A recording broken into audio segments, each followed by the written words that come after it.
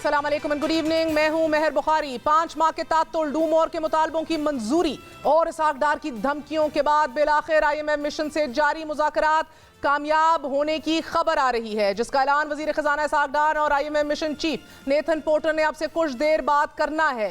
नाज़रीन, अब IMF mission इक्तिसादी जायजे की मंजूरी IMF बोर्ड के सामने रखी जाएगी और मंजूरी की सूरत में पाकिस्तान को 1 अरब 10 करोड़ डॉलर कर्ज की अगली किस्त अदा की जाएगी, जो कि पाकिस्तान को नवंबर 2022 में मिलना थी। मगर इन मुज़ाकरात और गुज़िश्ता 5 माह के दौरान बहुत सा पानी पुलों के नीचे से गुजरा।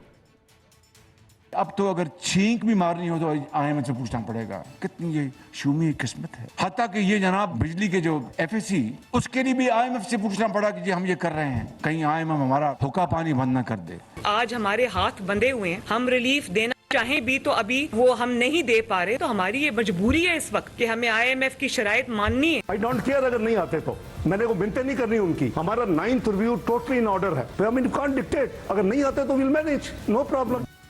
IMF प्रोग्राम की बहाली मामला टूटने या बनने में फकत 2 घंटे बाकी हैं, जो कि स्टिपुलेटेड टाइम था 9 दिनों का। बात करेंगे शहबाज राना से, सीनियर इकोनॉमिक कॉरेस्पॉन्डेंट हैं, क्यू ब्लॉक के बाहर हैं। शहबाज, बहुत बहुत शुक्रिया साथ देने का। आप बड़ी देर से क्यू ब्लॉक के बाहर हैं, एवरीबडी इज वेटिंग, पूरी मुल्क की नजरें मरकूज हैं इन मुज़ाकरात के हवाले से। डार साहब की मुतवक्के प्रेस कॉन्फ्रेंस जो है वो भी अभी तक हो ही नहीं है। मुज़ाकरात ऑन ट्रैक हैं? जी बिस्मिल्लाहिर्रहमानिर्रहीम, बहुत शुक्रिया मेहर बुखारी आपका। देखिए, ये आज 10वां दिन था मुज़ाकरात का और गुज़श्ता 10 दिनों से चीज़ें अप्स एंड डाउन हैं। कभी लग रहा है कि चीज़ें बहुत फास्ट ट्रैक पे जा रही हैं, कभी लग रहा है कि वहीं बैक टू पॉइंट 1 के ऊपर या दोबारा जाके खड़े हो गए हैं। कल रात तक सूरत हाल ये थी कि जो एक बेसिक डॉक्यूमेंट होता है, memorandum for economic and financial policies, जो बेसिकली प्रोग्राम होता है जिसके अंदर तमाम शराइत होती हैं और आगे के अहदाफ होते हैं, वो कल शाम तक हुकूमत पाकिस्तान को नहीं मिला था, जो ओरिजिनली इनको सोमवार वाले दिन मिल जाना चाहिए था। इसका मतलब ये हुआ कि जो टॉक्स थी एज पर प्लान वो है वो मूव नहीं कर रही थी। इनको आज शाम तक भी जो MEFP का डॉक्यूमेंट था वो नहीं मिला, लेकिन शाम को फिर कुछ दोबारा इन्होंने कोशिश की है पाकिस्तान ने कि IMF जो है वो बगैर मुआहदा साइन किए वापस ना जाए, जो कि उसका ओरिजिनल शेड्यूल तो ये है कि उसने कल उसकी वापसी है वाशिंगटन की मिशन की। तो इन्होंने कुछ शाम को लेट कुछ इवनिंग डेवलपमेंट्स हुई हैं, जिसमें मसला ये था कि IMF को जो भी पाकिस्तानी हुकाम कह रहे थे उसके ऊपर उनको एतबार नहीं आ रहा था, जिसका मैंने आज अपनी स्टोरी में भी जिक्र किया। तो सबसे बड़ा जो क्राइसिस आया, more than the economic crisis, it was the credibility crisis. तो उसकी वजह से IMF जो था वो पाकिस्तान की बात मानने को तैयार नहीं था। तो हुआ ऐसे है कि अब शायद वज़ीर आज़म पाकिस्तान से उन्होंने कुछ डायरेक्ट अश्योरेंसेस दिए हैं, जिस किस्म की खबरें आ रही हैं, लेकिन हतमी बात हम इसलिए नहीं कर सकते क्योंकि हम शाम से यहाँ पे हैं। तो वज़ीर ख़जाना साहब जब गए थे प्राइम मिनिस्टर हाउस, तो वो कह के गए थे आप लोग मेरा वेट करें, मैं वापस आके आपके साथ प्रेस कॉन्फ्रेंस करूंगा। It will be a kind of a candid discussion that what we hope from him. क्या होगा क्या नहीं होगा, मैं सिर्फ आपको प्रोसेस बता देता हूँ। अब उसके मुताबिक जो भी प्रेस स्टेटमेंट आती है या डार साहब की स्टेटमेंट आती है वो एनालाइज वो की जा सकती है। 2 किस्म की प्रेस स्टेटमेंट्स आती हैं जब IMF का कोई भी मिशन जो है वो उसका वो ख़त्म हो जाता है, टाइम या दौरा मुकम्मल हो जाता है। एक स्टेटमेंट होती है जिसके अंदर लिखा होता है कि स्टाफ लेवल एग्रीमेंट रीच। ये वो चीज़ है जिसको आप, मैं और हम सब आज देख रहे हैं कि स्टाफ लेवल एग्रीमेंट रीच अगर ये हो जाए, इसका मतलब ये है कि इनके तमाम मामला तय पा गए हैं और उसके बाद फिर एक अगला प्रोसेस होता है, कुछ प्रायर एक्शंस होते हैं, कुछ और कंडीशनैलिटीज होती हैं वो मीट करनी होती हैं। या प्रायर एक्शंस और बाकी कंडीशनैलिटीज मीट हो जाती हैं तो फिर IMF का बोर्ड है वो मीटिंग कॉल करता है। एक और तरह की भी प्रेस रिलीज होती है, वो ये होती है कि टॉक्स सक्सेसफुली कंक्लूडेड। लेकिन ये वाली जो प्रेस रिलीज होती है थोड़ी सी ज़रा ट्रिकी होती है। इसके अंदर जो स्टाफ लेवल एग्रीमेंट का जिक्र उस तरीके से नहीं होता कि वो कंसेंसस हो गया है।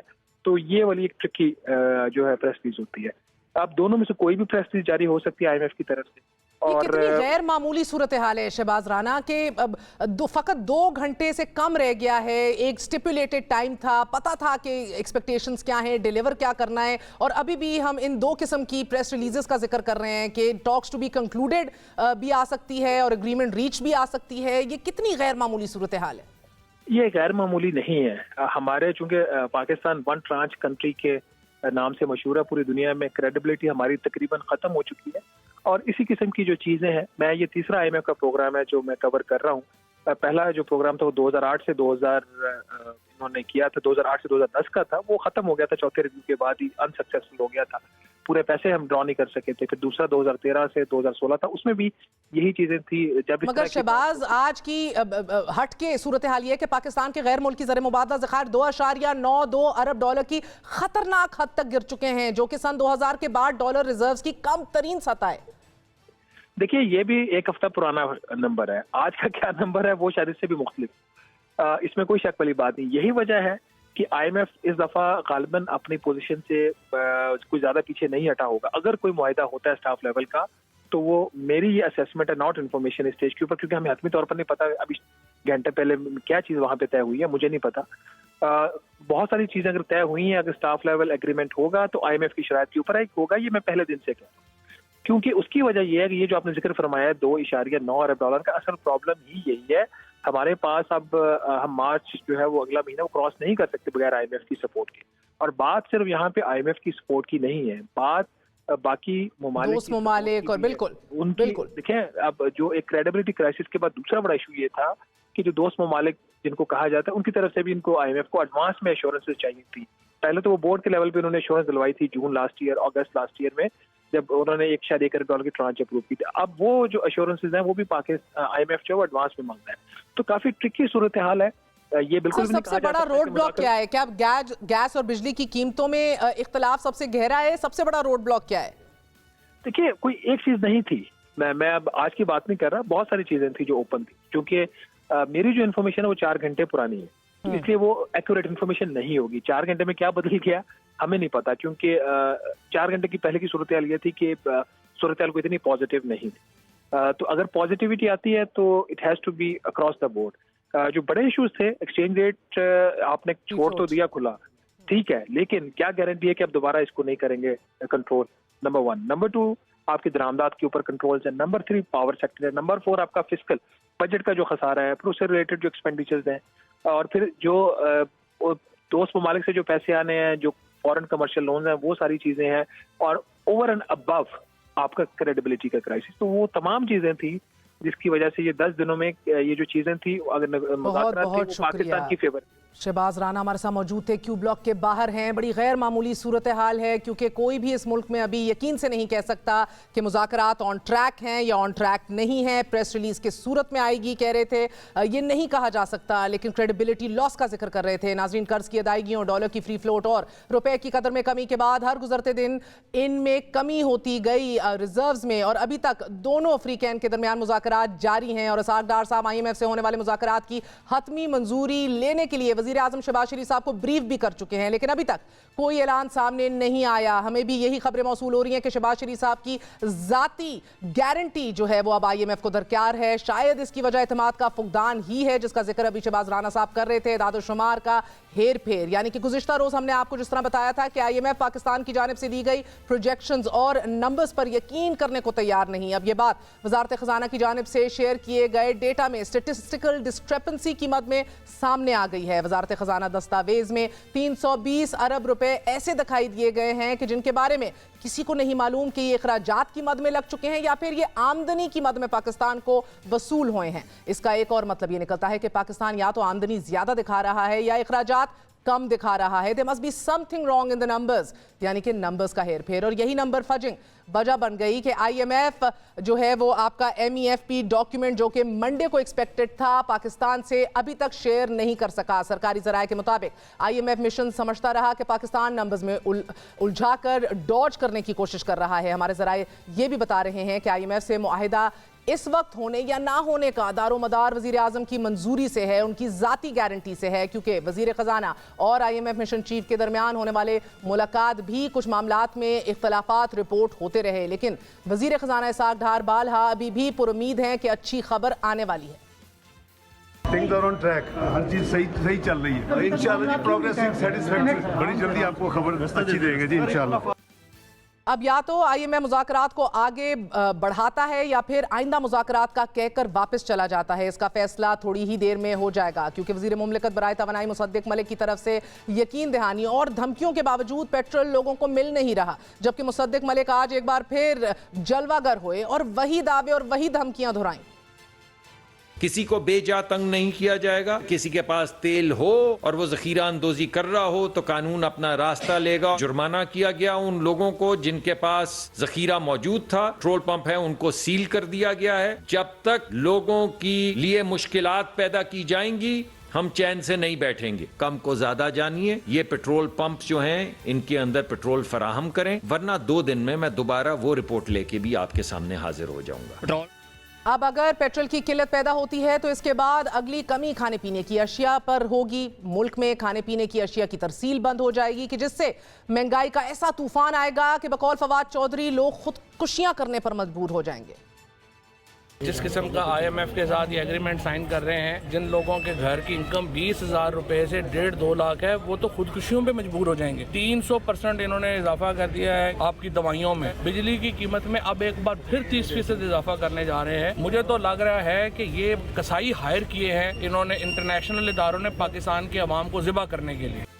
जबकि मुस्लिम लीग नवाज की चीफ ऑर्गेनाइजर इस तमाम महंगाई की वजह इमरान खान और उनके IMF से किए गए मुआहदे को करार दे रही हैं। बार बार यही इसरार कर रही हैं कि ये इमरान खान का किया धरा है। हमारे जरा ये भी दावा कर रहे हैं कि गैस और बिजली की कीमतों में इजाफे के हवाले से सबसे ज्यादा इख्तलाफ है। IMF अक्रॉस द बोर्ड इजाफा चाहता है जबकि पाकिस्तान सब्सिडी बरकरार रखना चाहता है। इसी तरह IMF दोस्त ममालिक की तरफ से इन राइटिंग एश्योरिटी चाहता है कि जिसे हासिल करने में पाकिस्तान अभी तक नाकाम है। दोस्त ममालिक पहले IMF की हाँ या ना का इंतजार कर रहे हैं, लेकिन एक चीज वाज़ेह है कि जो भी हो, हुकूमत जो भी कदम उठाए अवाम की मुश्किलात में इजाफा होगा।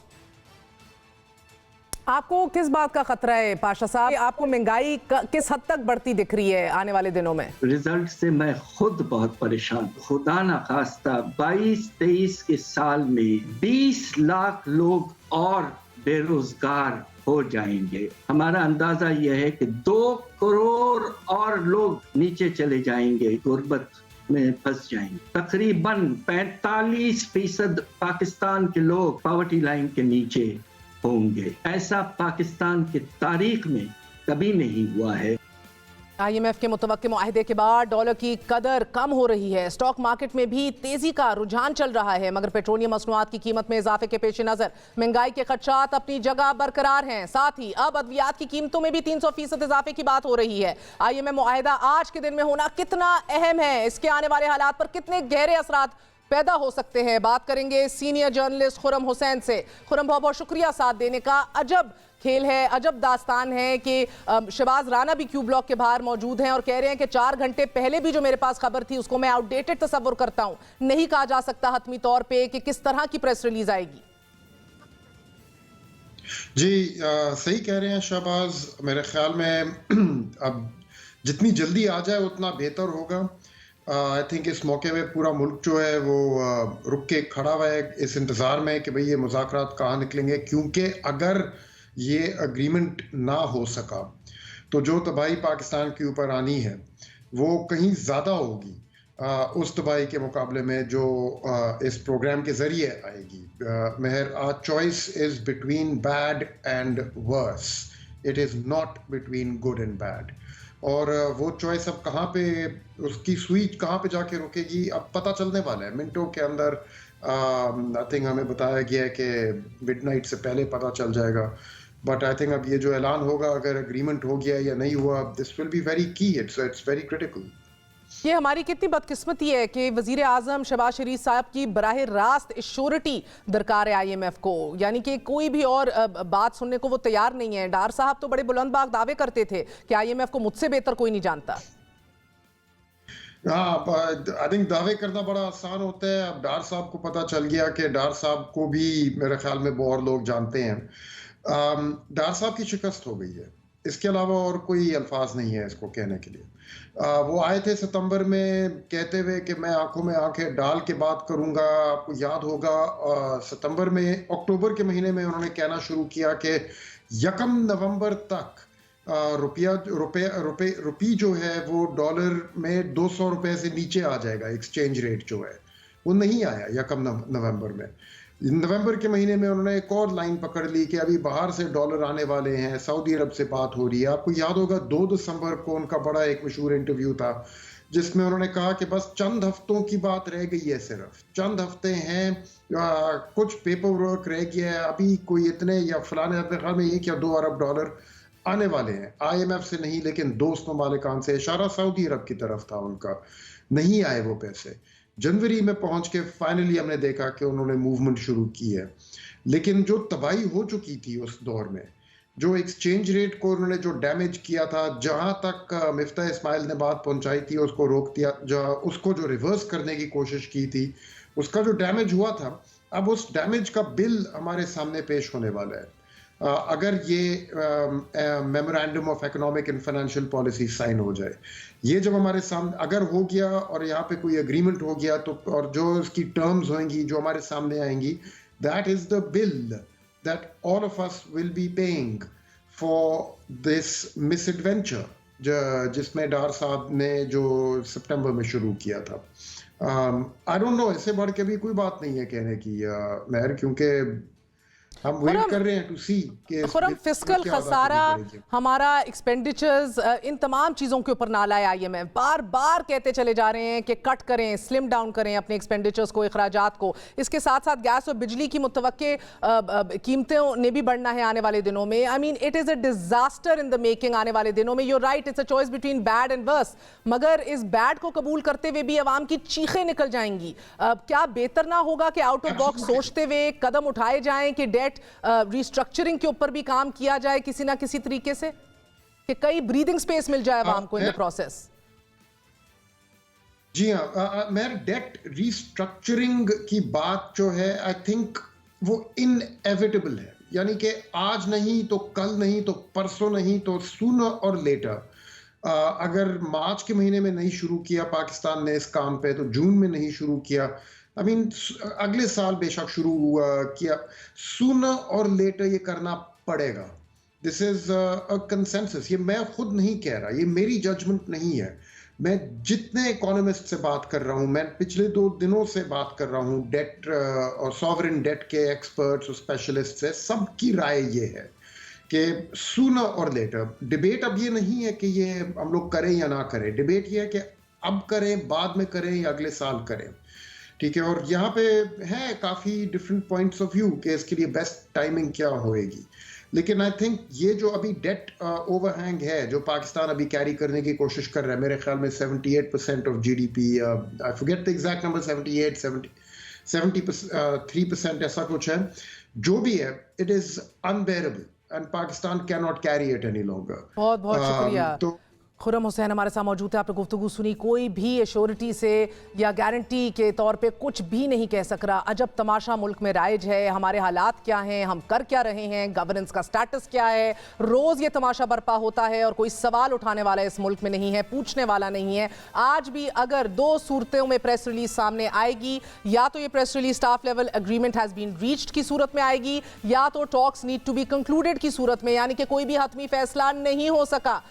मगर अगर लैटर आई, यानी कि talks have to be concluded आई, विल हेड्स रोल? क्या इस आगदार से जवाब तलबी होगी? क्या इस हुकूमत से सवाल किया जाएगा? इसका जवाब पूरी कौम जानती है। एक छोटा सा वक्फा, वक्फे के बाद हाजिर होते हैं।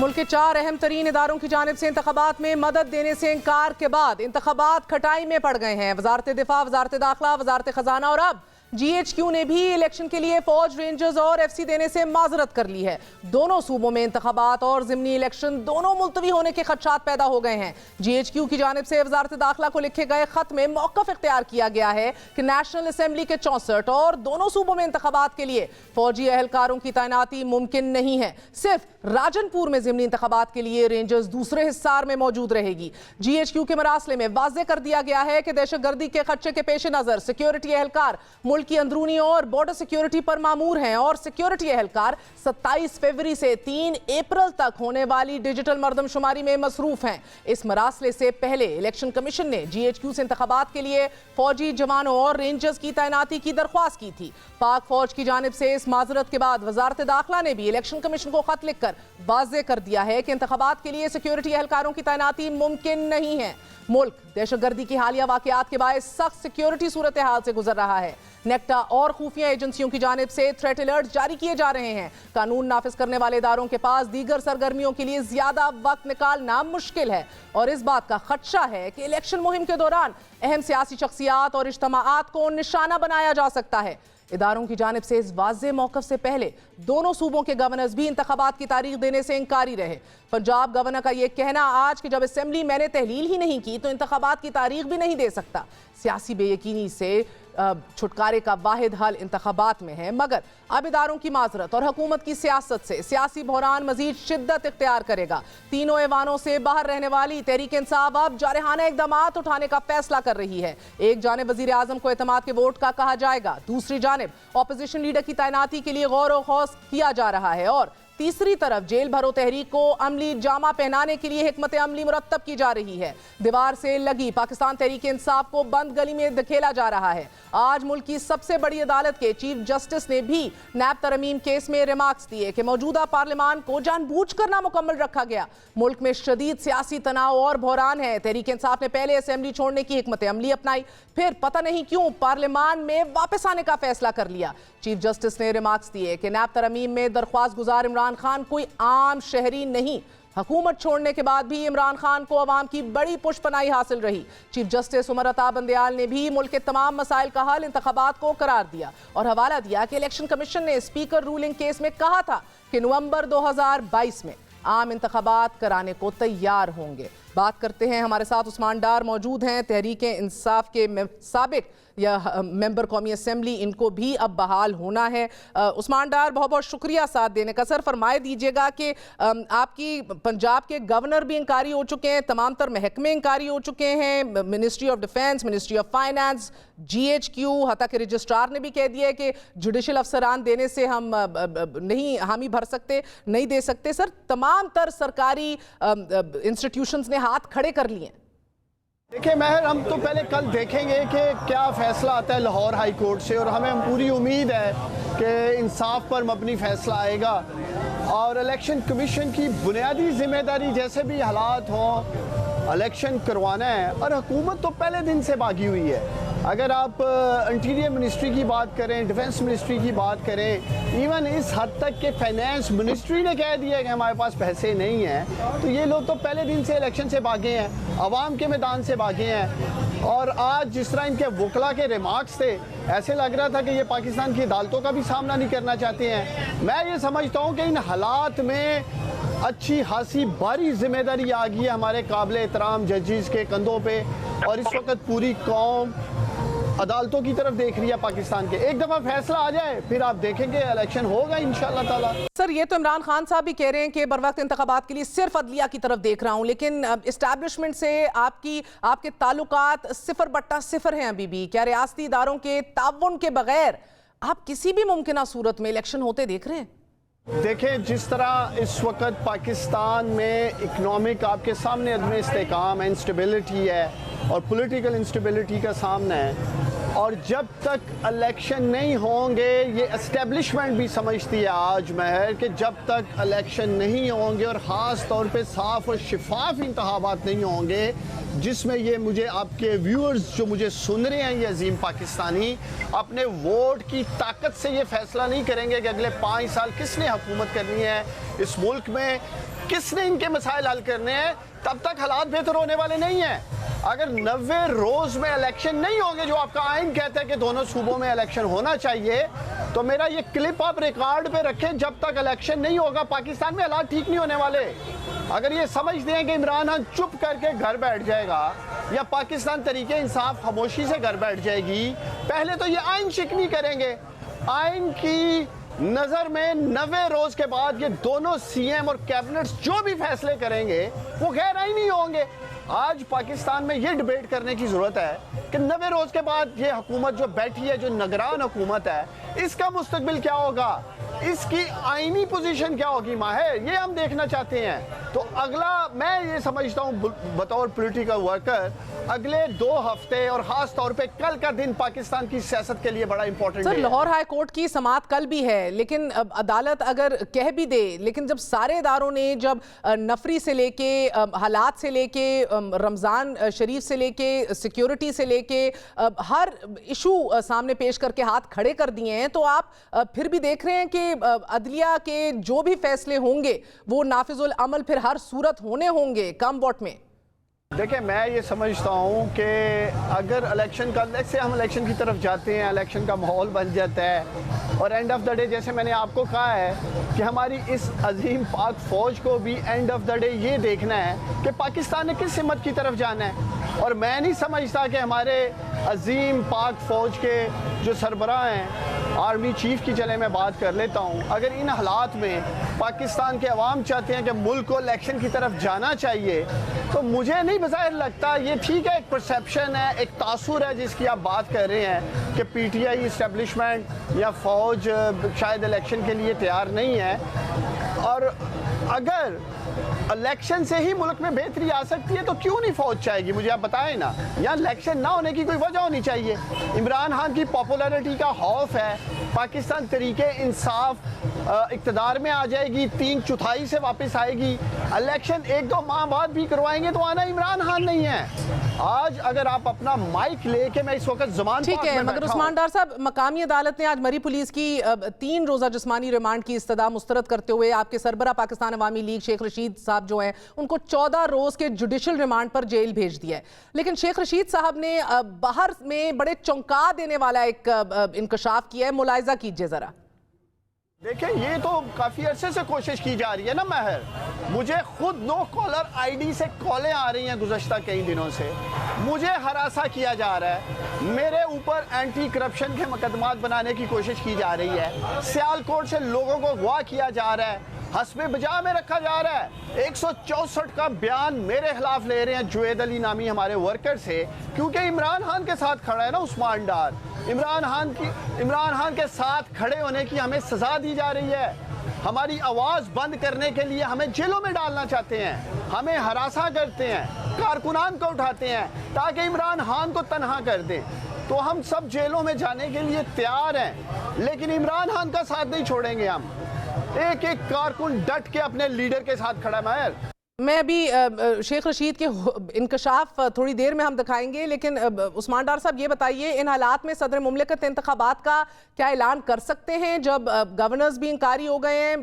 क्या सदर मुमलिकत का ऐसा कोई इख्तियार आप देखते हैं? देखिए, मैं कोई लॉ का स्टूडेंट तो नहीं हूँ, लेकिन जो मैंने सारा मीडिया रिपोर्टिंग में देखा और जो मैं डिस्कशन सुन रहा था, अगर गवर्नर ऐलान नहीं करते हैं, फिर इलेक्शन कमीशन आपका ऐलान नहीं करता, तो सदर मुमलिकत ऐलान कर सकते हैं, वो भी सुप्रीम कमांडर हैं। तो मैं इसीलिए आपको कह रहा था कि अगले आने वाले चंद दिन जो हैं पाकिस्तान की पॉलिटिक्स में इंतहाई बहुत बहुत शुक्रिया। नाज़रीन, आपको दिखाते चलें, शेख रशीद साहब ने पेट्रियट पार्टी बनाने का इंकशाफ किया है कि उनके ऊपर दबाव डाला जा रहा है कि वो एक नई जमात बनाएं और इमरान खान से अलहदा हो जाएं। मुलाहिजा कीजिए। कोई केस नहीं है, केस के पीछे फेस है। ये नई पार्टी बनाने जा रहे हैं पेट्रियट। ये चाहते हैं मैं हेड करूं, मैं सारी जिंदगी जेल में गुजार सकता हूं, बेवफाई और गद्दारी नहीं कर सकता। बात करेंगे शोएब शाहीन से, Islamabad high court bar association के सदर हैं। शोएब शाहीन साहब, आपने भी पिटीशन दायर की है कि बर वक्त इलेक्शंस को यकीनी बनाया जाए। फरमाए दीजिएगा सर कि अभी तक तो तमाम तर इदारे जो हैं वो लाइन हाजिर होकर एक ही बात कर रहे हैं कि ये हम नहीं कर सकते, पॉसिबल नहीं है। देखिए, ज़ियाउल हक साहब ने 90 दिन के इलेक्शन का वादा किया था और उसके बाद 9 साल तक उसने इलेक्शन नहीं कराए। अगर उस तरह की कॉन्स्पिरेसी करनी है और उस तरीके से अगर चलना है तो फिर इस कॉन्स्टिट्यूशन को एब्रोगेट करें, सस्पेंड करें, मुअत्तल करें, जिस तरह मुशर्रफ ने किया था, ज़ियाउल हक ने किया था, और उसके बाद फिर बैठ के जो चाहें करें। इस आइन के होते हुए, इस रूल ऑफ लॉ के होते हुए, इस प्रिंसिपल पे होते हुए कि आइन बालादस्त है और आइन के ताबे ही सारे इदारे हैं और आइन की ही क्रिएशन है, खा वो पार्लिमान हो, खा वो असम्बलियाँ हो, खा वो आइनी इदारे हों, खा वो जुडिशरी हो, खा वो हमारी इस्टेब्लिशमेंट हो। अगर आइन के ताबे सब हैं, जो आइन ही हमारा बॉन्ड है, तो फिर इलेक्शन विद इन 90 डेज कराने के तमाम पाबंद होंगे। और अगर कोई नहीं कराएगा तो ये अनकॉन्स्टिट्यूशनल एक्ट होगा, ये उसी तरह अनकॉन्स्टिट्यूशनल एक्ट होगा जिस तरह मुशर्रफ ने किया था, जिस तरह ज़ियाउल हक ने किया था। ये मुमकिन ही नहीं है। ये तमाम आईनी इदारे सुन लें, ये जुडिशरी सुन लें और ये मुख्तदर तबके सुन लें, ये इलेक्शन कमीशन ऑफ पाकिस्तान सुन लें, ये गवर्नर सुन लें और तमाम सियासी जमातें सुन लें। हमने supremacy of constitution and rule of law के लिए स्ट्रगल की है, हमारे दोस्तों ने जानें कुर्बान की हैं, हमने अपना माशी कत्ल कराया है और हमने यहाँ कुर्बानियां दी हैं। सिर्फ और सिर्फ ये इसलिए नहीं था कि इफ्तिखार मोहम्मद चौधरी साहब बहाल हो जाएं, इसलिए नहीं था कि चंद एक जजेस बहाल हो जाएं और जजेस जो है वो एक क्लब बना ले, नॉट फॉर दैट। और हम बुनियादी तौर पर समझते हैं कि आज की वो अदलिया नहीं है जो आज 2009 से पहले वाली हुआ करते थे कि जो अंगूठा लगा दे जो भी डिक्टेटर कहेगा। आज की आजाद अदलिया से हम ये तवक्को रखते हैं और स्पेशली हमारे honourable chief justice Umar Bandial साहब जो कि बहुत ही ऑनेस्ट, कॉम्पिटेंट और सुप्रीमेसी ऑफ कॉन्स्टिट्यूशन पे बिलीव करने वाले जज हैं। जिससे देखें दोस्त मोहम्मद मजारी वाली वो जो आई थी रूलिंग, उसके खिलाफ फैसला दिया, इसी तरह जैसे अपना दोस्त मोहम्मद मजारी के खिलाफ जो फैसला आया वो भी बेंच ने उसके खिलाफ फैसला दिया। तो इस तरह हम समझते हैं कि जहां भी वायलेशन ऑफ कॉन्स्टिट्यूशन होगा, जहां भी कॉन्स्टिट्यूशन को वायलेट किया जाएगा और जहां ये कॉन्सेप्ट आएगा कि अनकॉन्स्टिट्यूशनल एक्ट हो रहा है, तो वहां सुपीरियर जुडिशरी पाबंद होगी, because that is the custodian of the fundamental rights of the citizens of Pakistan, that is also custodian and they are under oath to preserve the constitution. और उसकी खिलाफ वर्जी में कोई भी शख्स जाएगा, हमारा इलेक्शन कमीशन ऑफ पाकिस्तान है या गवर्नर्स हैं या कोई भी इनके दरमियान किसी किस्म की हम कोलिजन कहें या हम कहें साजिश की अगर बू आ रही है, तो उसको खत्म करने की जिम्मेदारी आज अदलिया चीफ जस्टिस ऑफ पाकिस्तान के कंधों पे आ गई है। और मैं समझता हूं कि इंशाअल्लाह ताला हम इसमें सुरखरू होंगे और कौम ये खुशखबरी सुनेगी कि 90 दिन के इलेक्शन आए और वो गवर्नमेंट आए। हम ये नहीं कहते किसको हुकूमत मिले किसको ना मिले, हम ये कहते हैं कॉन्स्टिट्यूशन को वायलेट कोई ना करे और फ्री एंड फेयर इलेक्शन हो। जो भी गवर्नमेंट आए उसको इक़्तिदार दें और आगे वो अपना हुकूमत बनाए और आइन किताबें अपना काम करें। सर मुझे बताइएगा, ये सुप्रीम कोर्ट में नैब तरमीम केस में आज इमरान खान साहब के कॉन्डक्ट पे भी सवाल उठा। आपको लगता है कि सियासतदानों या लीडरान के कॉन्डक्ट पे सवाल उठना ठीक है? मेरा ख्याल है कि ये शायद नहीं होना चाहिए था कि इसलिए conduct of A political leader को अगर आप किसी केस के हवाले से अगर आप बात करेंगे तो मेरा ख्याल है ये नामुनासिब होगा। थोड़ा सा लोगों की राय ये आएगी कि आप प्रेजुडिस हैं उसके खिलाफ। तो इसलिए मेरा नहीं ख्याल कि किसी भी जज को, किसी भी चीफ जस्टिस को conduct of any political party leader, कोई भी पॉलिटिकल पार्टी का लीडर है, उसके बारे में ये बात अनटिल एंड अनलेस उसका पर्सनल या उसका कोई भी केस उनके सामने हो तो उस पे वो बात भी कर सकते हैं, डिस्कस भी कर सकते हैं और फैसले में लिख सकते हैं। लेकिन मेरा ख्याल है कि नैब लॉज को डिस्कस करते वक्त इमरान खान साहब के कंडक्ट को डिस्कस करना मेरा ख्याल है मुनासिब नहीं होगा। ऑब्जर्वेशंस भी हमें वो देखनी चाहिए और देनी चाहिए जो मेरा ख्याल है कि वो with in the limits of constitution and with in the limits of law हो। लेकिन बहुत शुक्रिया। गुड नाइट, अल्लाह हाफिज।